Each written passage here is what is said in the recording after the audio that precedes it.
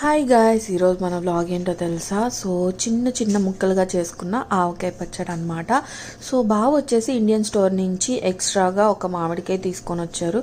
So దాన్ని అట్లాగే పెట్టేస్తే మెత్తబడి పాడైపోతుంది. సో నాకు వచ్చేసి ఇంట్లో ఎలాగో ఆవకాయ అయిపోయింది, జస్ట్ ఊరికే ట్రై చేద్దామని చెప్పేసి నేను దాంట్లో ఆవపిండి, మెంతిపిండి నేను ఇంట్లో చేసుకున్నాను.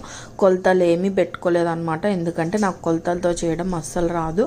సో నాకు ఎంత సరిపడుతుంది ఏంటి అనేది నేనే అనుకొని ఊరికే అట్లా సో వేసుకున్నాను అనమాట. సో ఈ విధంగా అయితే వచ్చింది. దీంట్లోనే కారం, ఉప్పు, కొంచెం చిన్నుల్లిపాయలు అట్లా వేసుకున్నాను. మామూలుగా ఇంట్లో అత్తయ్య తాలింపు పెట్టదనమాట, బట్ నేనేంటంటే చిన్న ముక్కలు కాబట్టి కొంచెం తాలింపు పెడితే టేస్ట్ కూడా డిఫరెంట్గా ఉంటుందని ఇలా ట్రై చేశాను అనమాట. సో నేనైతే ఫస్ట్ టైం పెట్టాను, ఇది నాకైతే చాలా మంచిగా అనిపించింది, బాగా వస్తుందనే నమ్మకం కూడా ఉందన్నమాట. ఈ చట్నీ చూస్తుంటే మీకు ఎలా అనిపిస్తుందో వీలైతే